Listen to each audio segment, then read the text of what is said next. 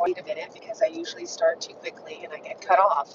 Hopefully the sound on this one will be better than the last one. I realized that it was kind of muffled. But today, I wanted to talk listing strategies. I went to a listing appointment the other day, and I don't know, I try to err on the side of caution, and I think people might consider that as potential weakness or that you're not going to fight for them. But what you have to understand is when you list your home, especially in a buyer's market where they're calling the shots, we had this crazy seller's market for some years, and now we have this it's like we fell off a cliff. And so listing strategies, if you're thinking of listing your home now in this buyer's market, you're still doing better than you would have a couple years back. But certainly you don't have multiple offers. The buyers are going to be able to negotiate more potentially, usually, in this kind of market. And you have to go into selling your home understanding these things. Okay, so when you list your home in this market, number one, I always say make sure you do everything feasibly possible the day you list it, right? Make sure you have good pictures. Make sure you have a good write-up. Make sure that really describes the property, that paints a picture for people, and so that they can start to visualize your home and get a feel for it. Because property, whether it's an investment or an actual single family home that you're moving into, someone's going to be moving into with their family or alone, what does that home have to offer? Let them envision it. Help them envision life in your home. Okay, so having a good description. Unfortunately, in Corpus Christi, our MLS limits us more than it should when it comes to describing your property. So I tend to let my clients know that I love to write, but I can't really write a verbal picture here very well because it's more important for me to itemize and bullet point the features of your home and the upgrades and the things that I need to highlight. Okay, so then also get good pictures. Get good pictures. Pay for the pictures. Pay your real estate agent. Pay them the 6% and let them. But if they're getting 6%, make sure that they're investing in professional pictures, drone pictures, if allowed. Some locations, there's certain parts of town, and depending where you live, the drone will not fly. It's not allowed. It's illegal to fly drones in certain locations. But if they can't do a drone picture, really do your best to get maybe a video walkthrough as well. Real estate agents really need to earn their money, I think, in any market.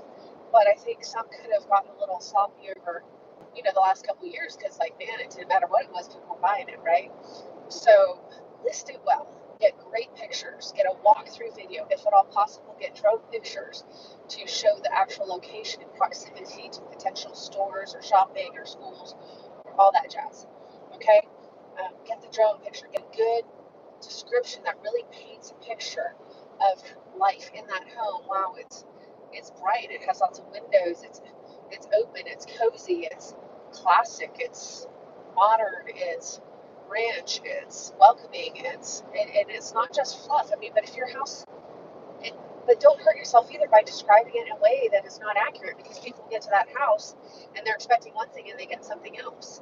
I see a lot of listings that are like, oh, adorable, great house, da da da, and it's horrible. It's like gross. Like if you just said, hey, the house it needs love. It's it has lots of potential, needs love, but it's priced accordingly or whatever.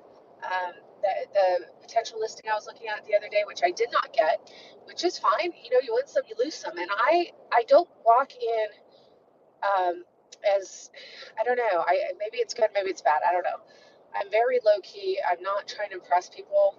I know what I've got. I know what I do is good. I know I do more than 99% or 98% of the real estate agents out there, and the other ones that are out there that might do the same amount as I do. I don't believe so, because I have 3 different platforms in which I advertise and pay to advertise. But whatever the case may be,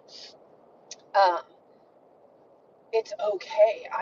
Some people, may not trust their real estate agent, but you have to be sure that your real estate agent, whether you like their personality or not, it's not about the personality. I'm going to laugh about the politics, right? It's not about personality. It's about what are they implementing? How do they do business? What's their reputation? I was talking to somebody the other day, and they were talking about a particular agent who I respect and who's very professional and very much marketing themselves as the realtor person, right? And I'm not. I don't identify as a realtor. Kind of cheesy, but I really identify as a person who is serving others, right, with my gifts, with the talents, with my knowledge. And yes, it happens to be in real estate. So, with that being said, make sure their marketing is good. Take a look at their listings that they have online, take a look at the write ups they have online. You're not really able to tell, though, how they get along with other real estate agents, because obviously you'd have to call agents and go, how is it working with Jackie? And I would say for the most part, people that know me and have worked with me want to work with me. They know my character, they know my heart, they know that I'm not rude or dishonest, and that I'm always doing my best to be fair and a team player. But those that don't know me may think I'm a little intense, or may think maybe I'm too firm or something, and that's okay.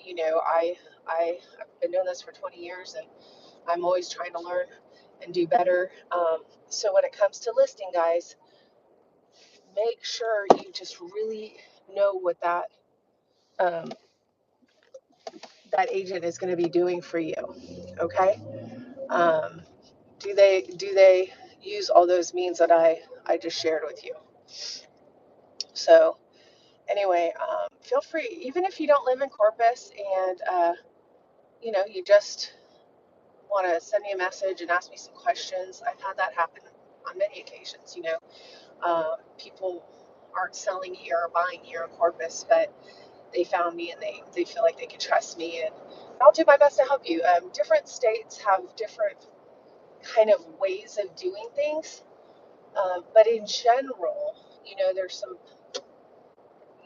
most of it's similar, right? I have some clients that are selling their home here and buying in another state, and they said that their real estate agent was not informing them on their options on how to negotiate and how to move forward and deal with some things that they were facing. And so I said, well, in these situations, I usually do this, this, and this. And they said, oh, thank you so much. They weren't telling us anything. We didn't know what to do. So you're welcome to reach out. You can write a note down below, or you can email me, or whatever, and I'm happy to help. I love helping others. So I'm here for you. And when you get that house on the market now, don't give up on your real estate agent. Okay, this is a totally different market. Other markets where houses were on the market for 3, 6, and 12 months. Okay, so we're headed towards that type of market. So don't be like, oh, you're not selling my home, you're not doing anything. No, we're doing everything feasibly possible in this market. The open houses are not going to give you a buyer. Okay, open houses are just to try to pick up new buyers and new sellers for us. Okay, especially in this digital age, I prefer not to have a lot of people walking through properties if I don't have to, unless I'm selfishly wanting to try to get new buyers or sellers for myself. But that's not going to really sell your property.